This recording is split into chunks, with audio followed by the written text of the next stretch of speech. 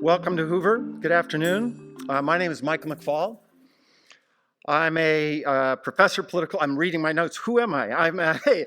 I'm a professor of political science. I'm the Peter and Helen Bing Senior Fellow here at the Hoover Institution, and I'm also the director of the Freeman Spogli Institute for International Studies, all here at Stanford. It's great to be live. It's great to be in person.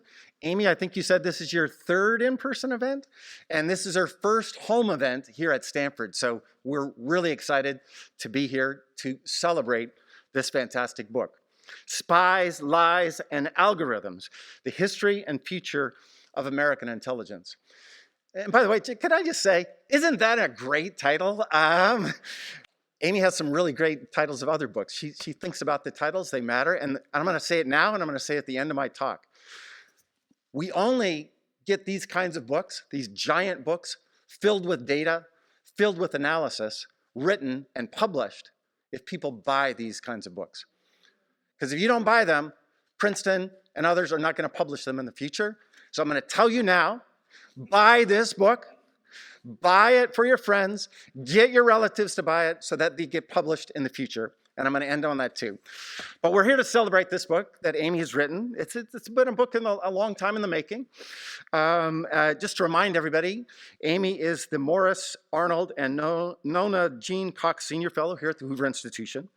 She's also a professor of political science by courtesy and also a senior fellow over at FSI.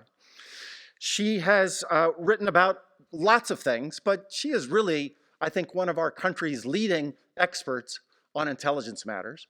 And in this book, she tries to wrestle with the challenges of doing this kind of work, given the new technological innovations we have, some of which are good for intelligence and some of which are bad. And you're going to hear a lot more about that right now.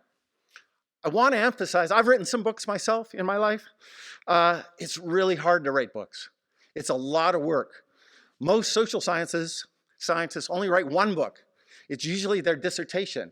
They're lucky they publish it. I am in awe of Amy, that she hasn't stopped, that she keeps writing these books, and these very serious books. And so we should celebrate this day and celebrate this book launch here at Stanford with Amy. We are very fortunate to have in conversation with Amy to talk about the book. Actually, I have 5 paragraphs here about our moderator today. It's ridiculous. How many people in the world do you know that if you just say their first name, everybody knows who they are? I think there's like 4 in the world. One of them is a person named Condi. And we're really grateful that Dr. Condoleezza Rice, Professor Condoleezza Rice, Director of the Hoover Institution, Condoleezza Rice, is here with us today. And by the way, Condi also is somebody who's written a lot of books and keeps writing books.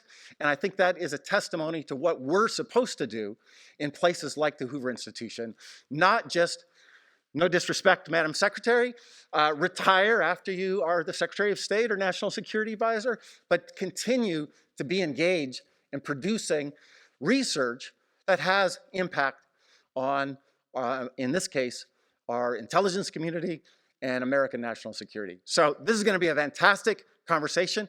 Amy and Condi, the floor is yours. Well, I want to thank Mike for that wonderful introduction. Mike, I assume that one of the 4 is LeBron. Would that be right? Well, I'm not quite in that category, I can tell you that. Well, I am absolutely delighted and honored indeed to be here with Amy Zegart to celebrate her wonderful new book. I do want to emphasize what Mike said, which is the book is for sale. Please do buy it.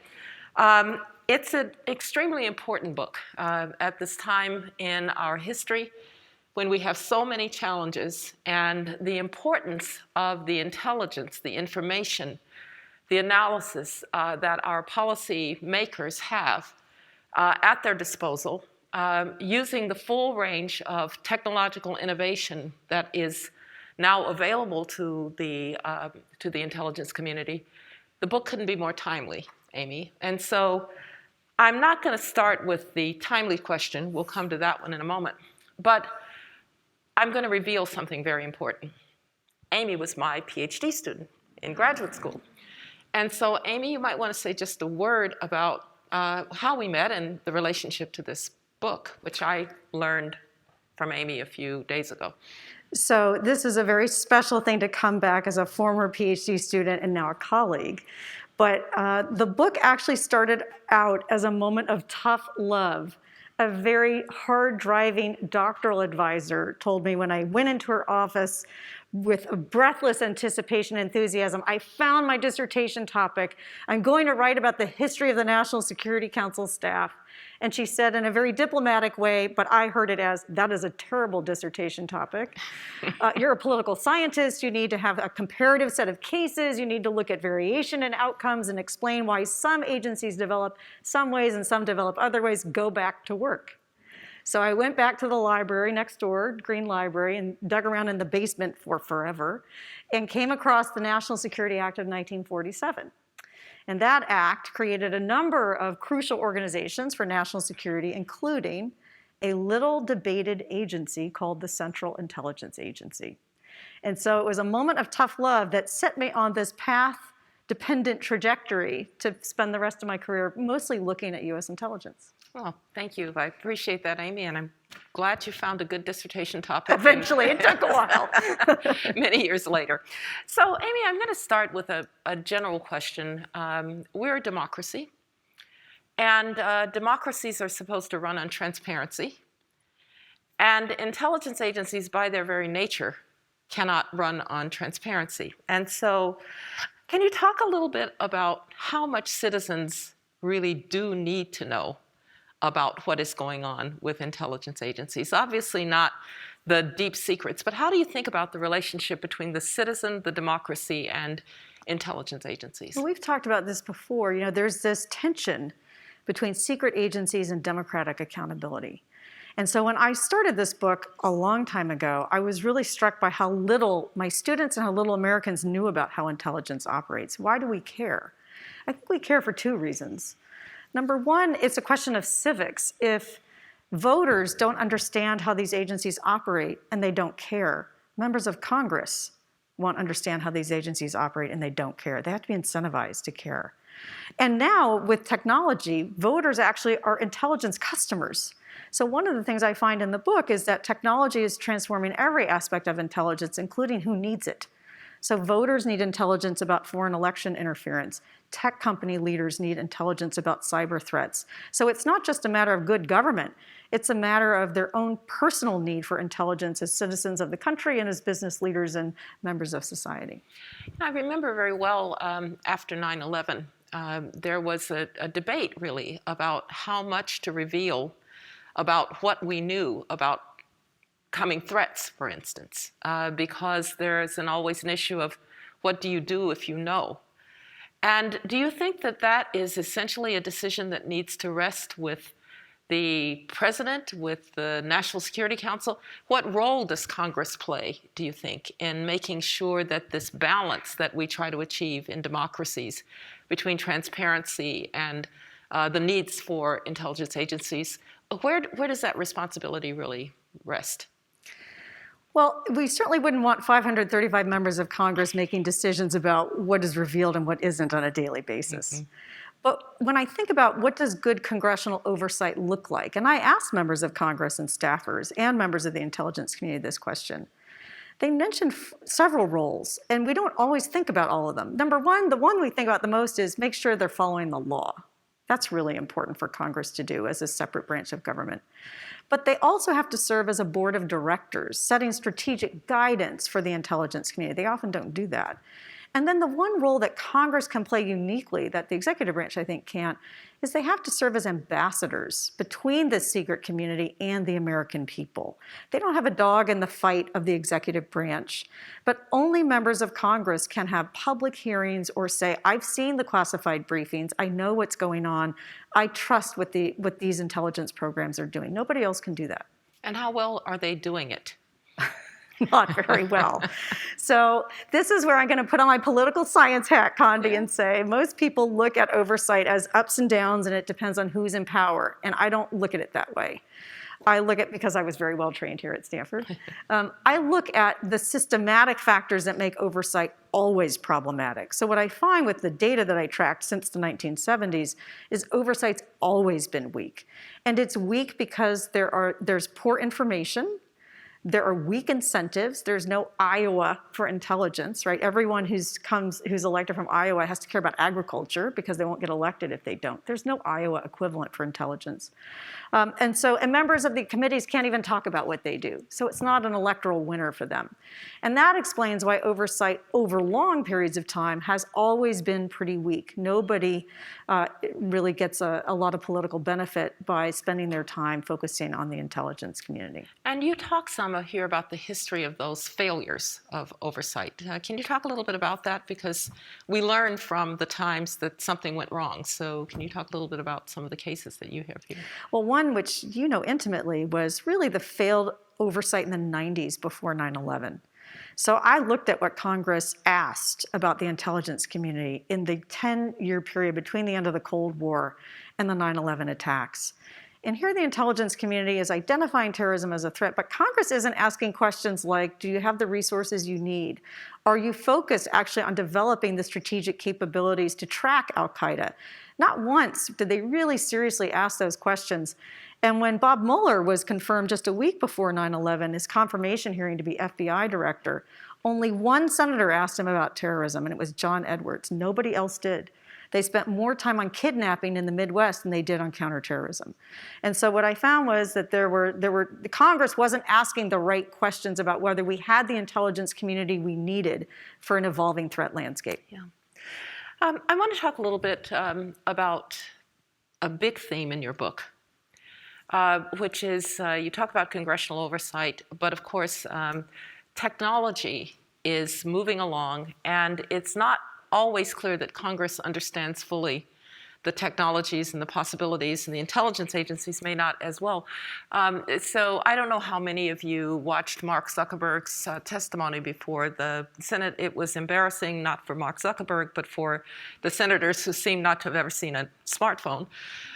So talk a little bit first about how you see technology shaping intelligence, and then relating it to this question of oversight and pushing along, and in terms of even the ability to use budgetary resources in a reasonable way to push technology along.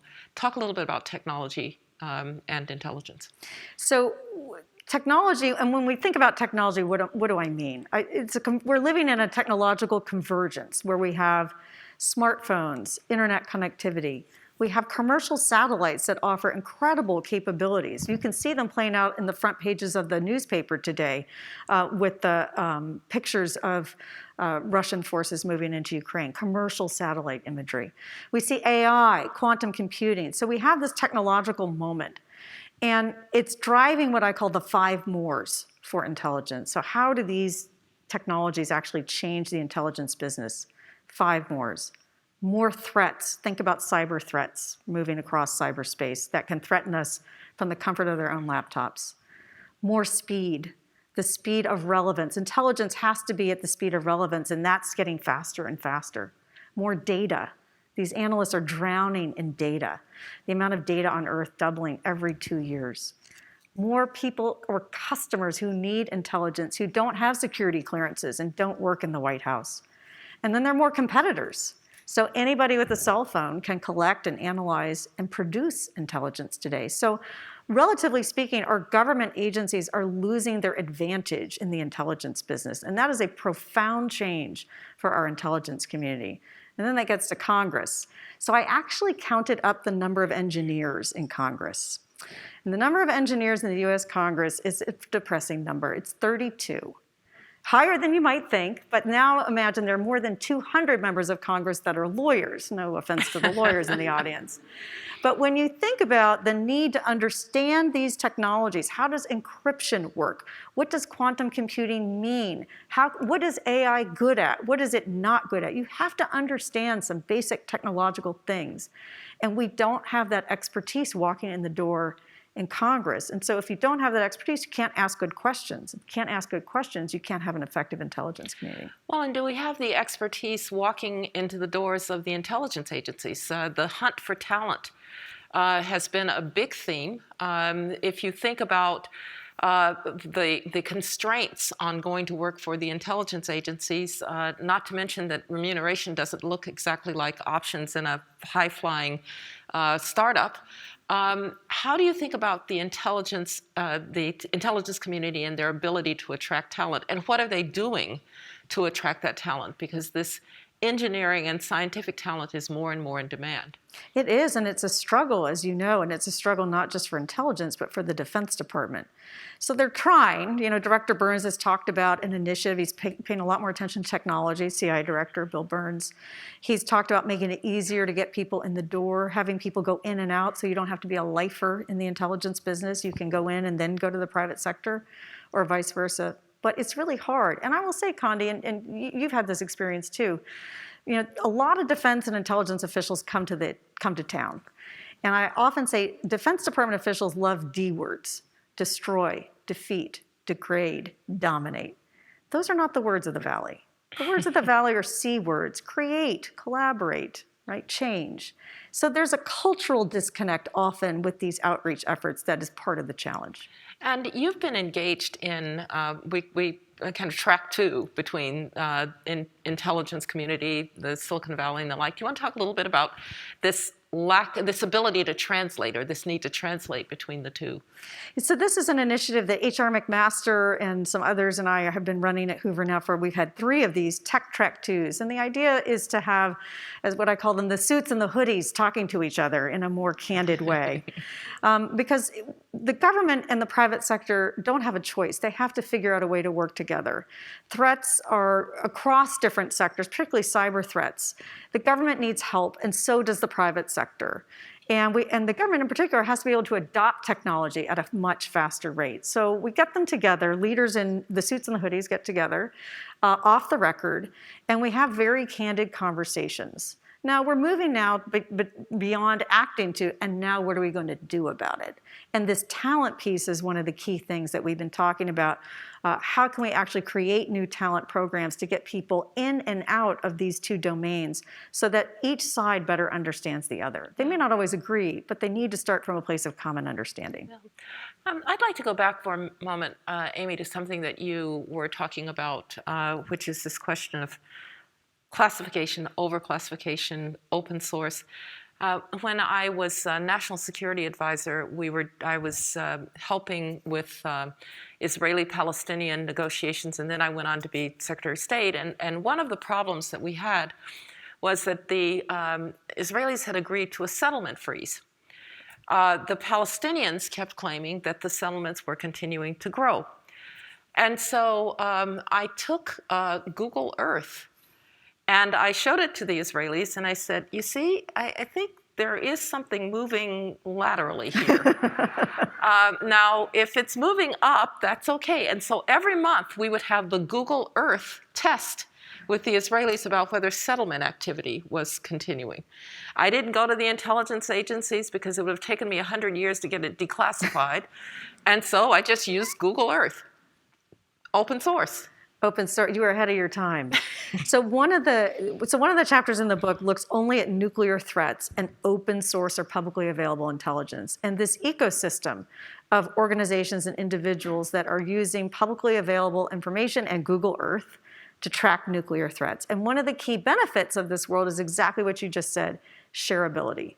Because if something's classified, you can't share it within the government, and you can't share it with other governments. And so our colleague Sig Hecker, former physicist, former director of Los Alamos National Lab, who's here at Stanford, now does not have a security clearance because he's doing nuclear threat analysis, and he wants to be able to share it. And he finds that he's much better able to do that without his clearance. Yeah, and so open source is one part of the equation. Overclassification is the other part of the equation. You talk quite eloquently here about that. So perhaps a little lesson in overclassification. And it's interesting because the Director of National Intelligence, Avril Haines, just recently gave a speech talking about how overclassification was a national security issue, which is quite remarkable, actually, that she's taken this on as a topic. And overclassification basically makes us unable to know what we know. Right, so there's this wonderful investigation that the Washington Post did several years ago called Top Secret America, which looked at all this sort of classified programs. And Jim Clapper, the former DNI, had this wonderful quote where he said, there are so many special compartmented programs that the only person who has visibility into them all is God. That's the problem of overclassification. That's the problem of overclassification. Is it also the problem of so many intelligence agencies and differing rules? We had at last count something like 17 that are roughly intelligence agencies. Forget trying to get them to coordinate, but they actually are very protective of their own secrets. So even if you want to take something from this agency to that agency, it's very difficult. So you talk about the intelligence landscape and how many we have. This is just one of the problems with having this many intelligence agencies. So I know you're not a huge fan of the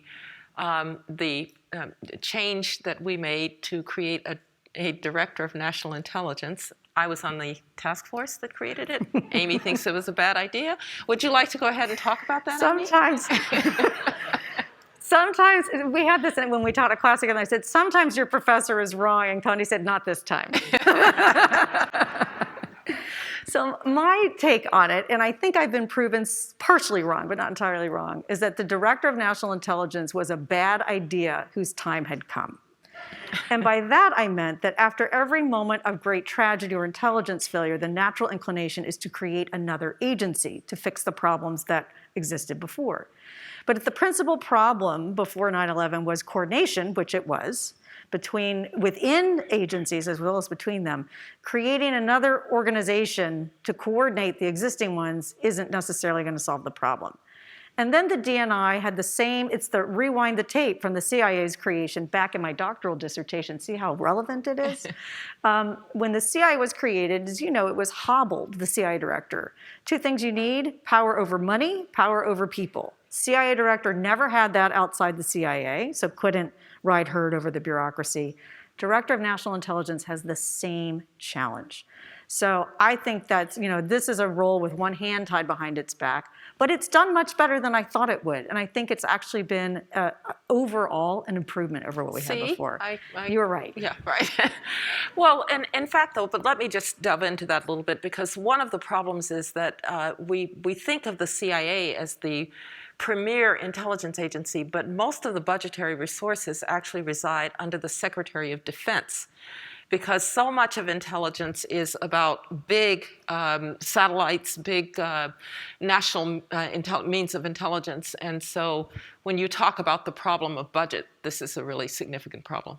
Yeah, the Pentagon's the 800-pound gorilla. And they all, and then I'm sure you live this, where the argument is whenever you have to take power away from a Pentagon intelligence agency and bring it somewhere else, the argument is, but you'll hurt the warfighter. Right. And how do you come back to that? And so that's the political dynamic that keeps this DNI position weak. Yeah, and just one other thing about the DNI, and maybe where it may be helpful, and you talk a little bit about this. The problem is that when it was the director of Central Intelligence and the director of the CIA as the same person, that was asking that person to have a split personality, so that you would come in and inevitably, in his DCI hat, the CIA information was given primacy of place. And there's actually a now very famous case of this, which is in the Iraq weapons of mass destruction cases. The CIA analysis was always given primacy of place, even though there were dissenting views in other intelligence agencies. So do you think that piece of it has worked better to give more intelligence agencies a fair shake at a voice in what comes to the policymaker? Absolutely. I mean, the structural problem was the CIA was basically had a dog in the fight, and you can't run the community if you're also running your own agency and privileging your own agency. As one former intelligence official put it to me about Iraq, there wasn't enough democracy, right, in the intelligence assessments. There were great dissents from the State Department and the Department of Energy, but it got drowned out by the CIA's analysis. So I think that is better now. The DNI doesn't have a dog in the fight of these intelligence sort of collection and analysis units, and that's better. Structurally, it's better. Well, before we turn to maybe more current events in intelligence, I'd like to ask one other question, because I agree with everything in Amy's book with one exception. And I'm going to read what that is. So this is in a section called Intelligence is Not Policymaking. One of the most common misperceptions is that intelligence agencies make policy. They don't, and they shouldn't. I've certainly experienced, though, where intelligence agencies can shape policy by the analysis that they make available to policymakers, by what they choose to emphasize when they come in. There's something called the President's Daily Briefing, and it gets the President's mind in a particular place, and it starts to shape policy. So I was giving Amy an example of this. I was trying to do some diplomacy with the North Koreans, which is hard enough, as you might imagine, and that morning, there was an intelligence analysis that says the North Koreans will never agree to X, Y, and Z. And of course, the president then looks at me and says, well, then are you wasting your time? That's shaping policy, even if it's not making policy. Can you talk a little bit about how to keep that line for intelligence agencies? I think it's a really important point. How do you know policy when you see it? And what you pointed out, Condi, is the implicit agenda control. What's in the PDB, what isn't in the PDB, will move policymakers to one direction rather than another. But the example you give also is about the danger of assessing intentions. And we have to have a lot more humility about assessing intentions. You know, we don't know our own intentions about what we're going to do next week. And so for the intelligence community to offer that assessment of intentions, and I think when we were talking about this, you said that you found them much more useful when they're talking about facts or what they've recently learned as opposed to intentions. So I think that's a very tricky area for the intelligence community to get into. Yeah, the example also that I used with Amy was that the intelligence people came in and said, Mr. President, you're meeting with German Chancellor Angela Merkel, and she's going to say this and she's going to say that. And he said, no, she isn't. He said, I know her well. She's not going to say that to me. And so intelligence agencies need to be careful about what they are presenting as intelligence versus certain kinds of assessments. But so I'm curious, you know, if you've been on the policy side of the intelligence policy, you know, relationship, knowing what you know about what doesn't work, if you were advising Director Burns, who also is, you know, career foreign service, of what he should think about to change the CIA, what would you tell him? I would assume that Bill Burns, who is a very fine diplomat and knows the policy world, is saying, let's tell them what we actually do know, where there is uncertainty and where we are guessing. And that's the most helpful thing that you can do for a policymaker, is to contextualize the information that you're giving, right? So in case nobody's noticed, we've got a situation in Europe these days. I can assure you that for the Biden administration, this is a time of extreme reliance on intelligence, any nugget that they can get. You mentioned that the problem of intentions, what is Putin really intending to do as opposed to what are you seeing on the ground?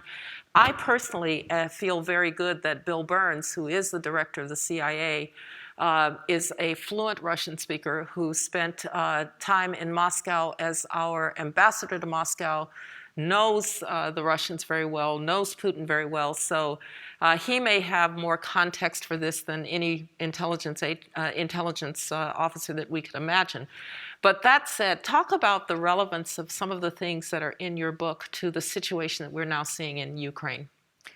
I think what we're seeing in Ukraine is something really new, which is, from an intelligence perspective, which is the strategic disclosure of more intelligence, more detailed intelligence, more important intelligence faster than we've ever seen before. Why are we doing this? I can speculate about why that is, and there's been some public reporting about it.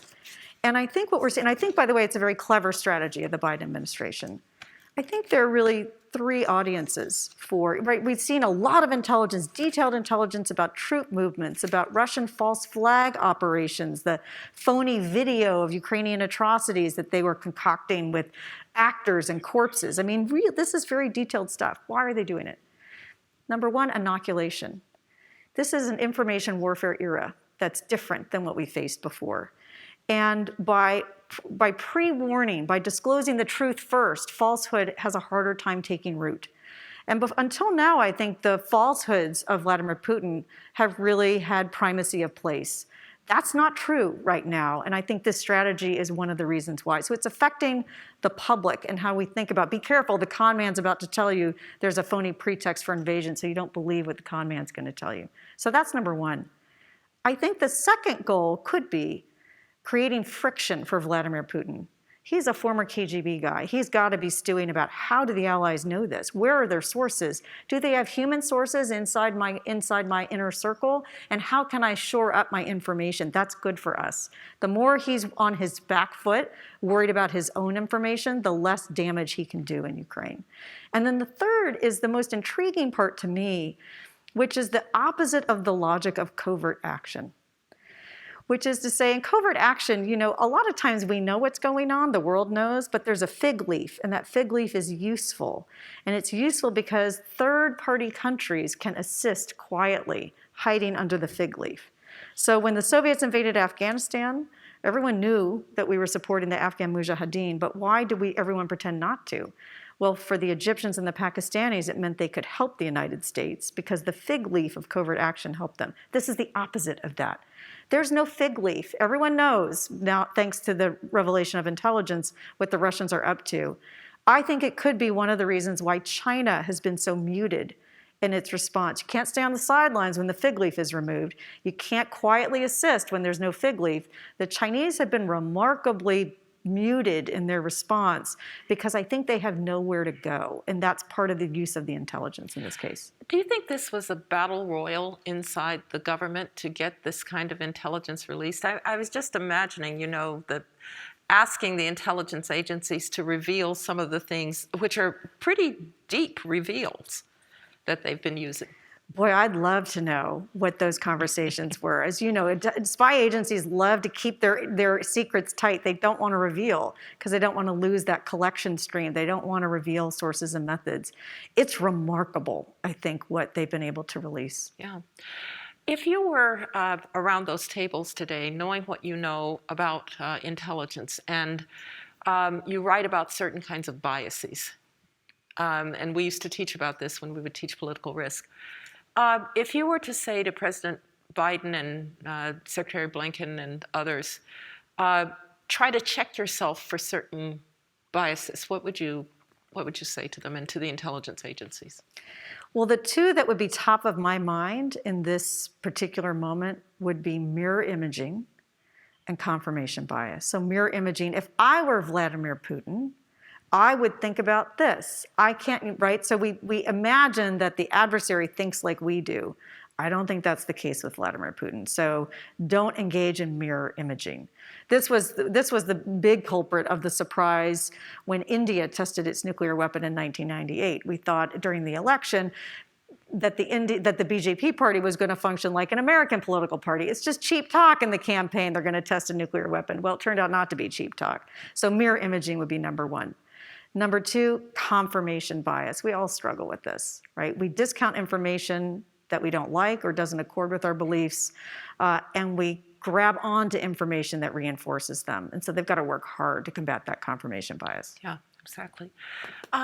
I want to, and we're going to turn to the audience for a few questions, so get your questions ready. And I'm a professor, I'll call on somebody if nobody asks a question, but please get your questions ready. I'm sure you've got plenty of them. We talked at the beginning, Amy, about what Americans should know about their intelligence agencies. But Americans get most of their information about their intelligence agencies from Hollywood. So if you were advising the entertainment industry, what would you say about the images that they portray of intelligence agencies, the stories that they tell about spies? Well, there's this wonderful quote from Tom Clancy who said the difference between fact and fiction is that fiction has to make sense. So the real stories are in many ways much more intriguing than Hollywood plot lines. So I think, and I did polling data, so this isn't just opinion. So it started with a poll of my students when I was teaching at UCLA, that those who watch spy-themed entertainment a lot were statistically more likely to approve of all sorts of very aggressive counterterrorism techniques. That turned out to be the same thing that I found when I did national polls. And then I found that spy-themed entertainment was affecting policymakers too. The questions that were asked when Leon Panetta was being confirmed as CIA director were fictional plot lines taken from 24 about you can't make this stuff up, about a ticking time bomb scenario. So I think there are real costs to entertainment is not just entertainment. But I also don't want to be a Debbie Downer. I like James Bond as much as the next person. So I think for Hollywood to be more responsible, number one, make it clear when something is fiction and when it isn't. And the poster child for blurring the lines is Zero Dark 30. This movie, The 10-Year Hunt for Osama bin Laden, states in the opening frames of the movie, based on firsthand accounts of actual events. Now that team marketed the movie as a reported film, as a first draft of history. It is not. And when the movie came out, the acting director of the CIA, Michael McFaul, who we know well, had to write a memo to the CIA workforce making clear that the movie was not realistic. So when the director of CIA has to write a memo to CIA about a movie depicting the CIA and whether it's true or not, entertainment isn't just entertainment. So having, just like they do in intelligence assessments where you know what high confidence, moderate confidence means, the entertainment industry needs a standard set of words to use about how far they're straying from the truth in the name of creative license so that viewers actually understand what that means. So I have two other questions for you. One is, given what you've just said about Hollywood and entertainment, do you have a favorite spy, fictional spy, and what do you like about him or her? Ooh, do I have a favorite fictional? Well, they're all a little crazy, aren't they? Yes. I would say, I'm an old-fashioned spy-themed entertainment lover, so I would say James Bond, but I would say the Daniel Craig James Bond would be my favorite, for reasons that should be obvious to everybody. And I'll leave it at that. Great, great. So, Amy, I want to close our portion by turning to something that you love to do, which is teaching. Several times you've mentioned your class. Several times you've mentioned getting ideas from your class. And so I think it's often not recognized the degree to which we tend to think there's a teaching load and there's research, that teaching and research somehow conflict. But in the best research universities, in the best of circumstances, teaching and research are kind of iterative. And you learn from your research, take it into the classroom, learn from your classroom, take it into your research.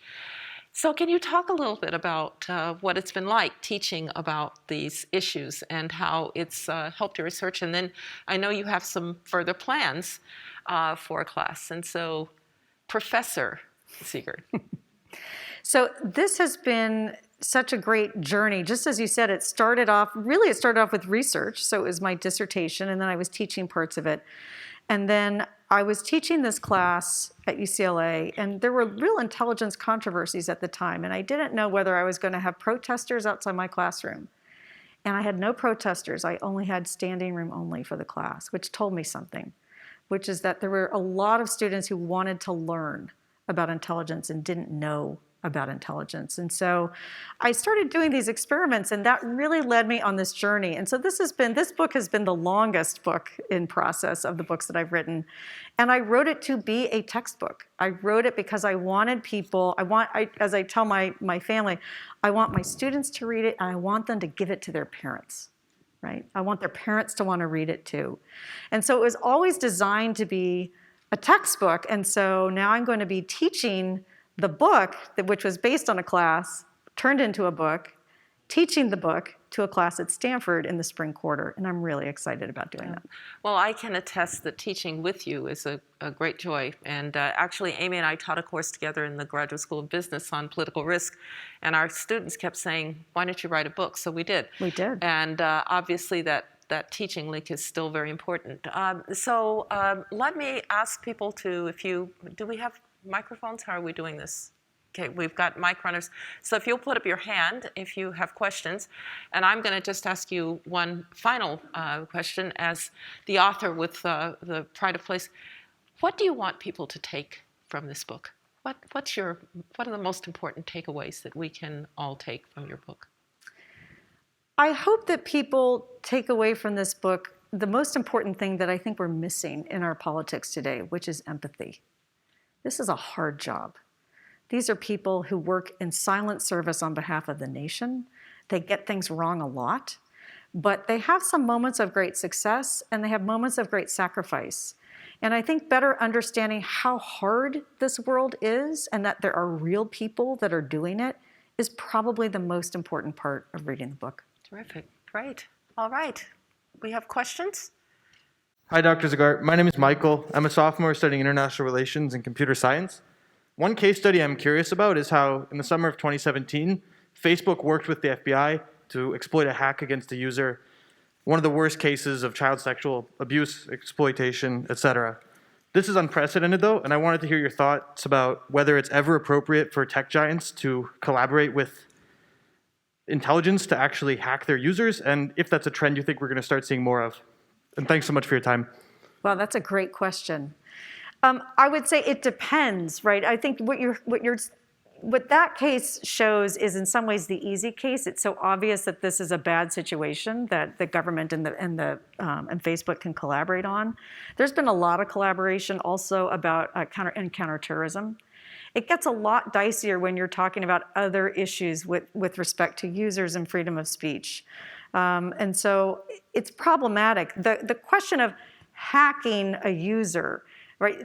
These are really difficult challenges too, even within the US government. So in the book, I talk about one example where the CIA and a foreign intelligence service set up a website to try to attract extremists so that they can collect intelligence about who might be radicalized and pose a terrorist threat. But that extremist website turned out to pose a threat to American military personnel in the region because there were extremists congregating there. What do you do? Right? This was a very big challenge. And so ultimately what we ended up having is the takedown of a website by the US military set up by the US intelligence community with a foreign service. Right? These are very challenging issues to work through. Great. I saw other hands. Right here on the quarter. Hi, I'm John Freund. I have really two questions. One in the book, you talk about how U.S. computer systems have been penetrated, many of our defense secrets, the Office of Personnel Management, et cetera. But you don't really talk much about have we been able to penetrate, Russian and Chinese systems. So I'm curious, what is known about that can be revealed. And then the other question, because it's current, is do you think Putin really cares about sanctions, or does he just care about hard power? So I'll take the first, and I may ask Dr. Rice to take the second. I don't know whether the U.S. has penetrated the equivalent systems in China or Russia. I hope so. I do know we have pretty sophisticated offensive cyber capabilities, and they're being used more. There's a strategy called Defend Forward, which is designed to take the fight to adversary systems as a way of causing friction for them. But that's just something where it's just too classified. I wouldn't know about it. If I did know about it, I wouldn't be able to talk about it. I'll defer to Dr. Rice on that. Oh, no, you're not going to get away with that. I'll give my view, but from what you've seen, and if you were looking at this from the intelligence we've been able to, what would be the missing pieces in answering the question that the gentleman has asked? So I think the best predictor of future behavior is past behavior. And I think what we've seen with Putin is to paraphrase something that we spent a lot of time thinking about, a very high risk appetite. So when you think about what Putin has done, not only in terms of violating borders, conducting cyber attacks, which Ukraine has been the cyber test bed for Putin for years, right, turning off the electricity there, but in the intelligence context, Who's the one leader that has most violated Moscow rules, right? The norms, the bilateral tacit understanding about spy versus spy that kept the Cold War cold, right? So if I shouldn't say our spies, if our intelligence officers, because spies are the foreigners that they recruit, if our intelligence officers were caught in Moscow, they weren't killed, they were deported, right? They were sent home. There were rules of the road that both sides abided by during the Cold War. Putin violated those rules, right, with impunity. He set out to assassinate former spies on behalf of Western countries with horrific poisoning. So this is a guy who is willing to break all sorts of norms, has a very high risk appetite. So I think sanctions are unlikely to deter him. Yeah. I would agree that I think it's going to be hard to sanction at a level that fully deters him, because I think he has decided that he is the person to restore Russian dignity, honor, and the Russian Empire or the Soviet Union, depending on which you wish to think about. I do think that eventually there could be those, however, around him. They're not a very strong group, but at some point, if the Russian economy really begins to suffer at a very high level, he will have domestic price to pay. The other piece is that he has to be a little bit careful about pictures of Russians being killed in Ukraine. And so the question for me has been less about economic sanctions than raising the capacity of the Ukrainians to exact costs on their own. Yeah. Yes, right here.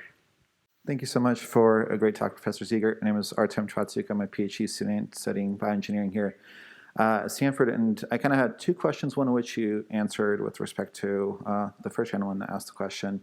I was mostly curious to know, how do you think that industry can help with some of the bottlenecks that the governments are experiencing? You mentioned data processing, and I mean, that's an easy fix, right, for a Silicon Valley company to help with some data processing.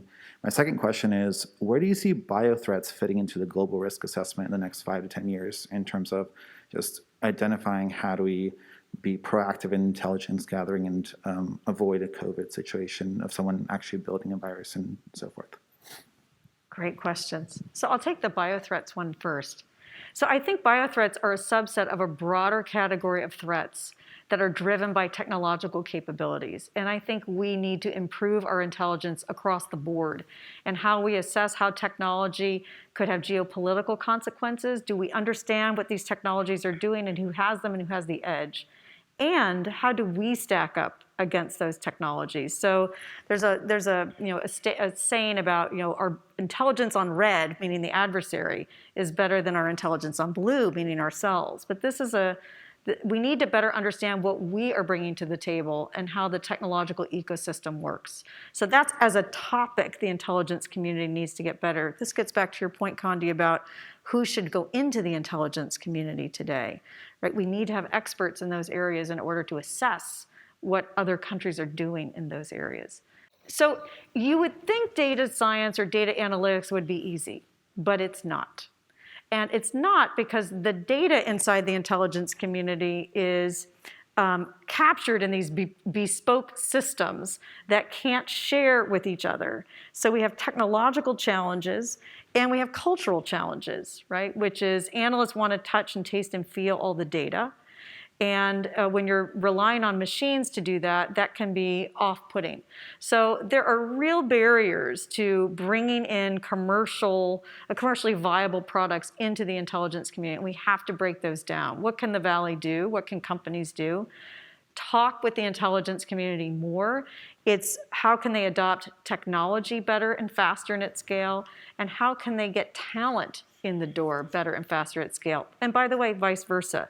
Because we need people who understand intelligence in companies, and we need people in government who understand how companies work.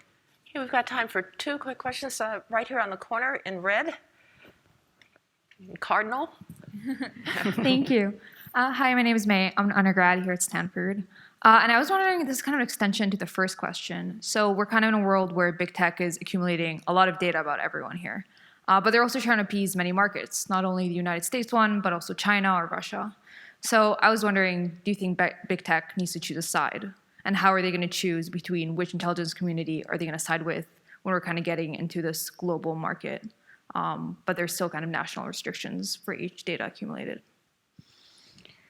Yeah, I mean, I'd be curious to get your answer to this too, Condi. So, what we find is that companies and the US government have some mutual interests and some interests that are not mutual.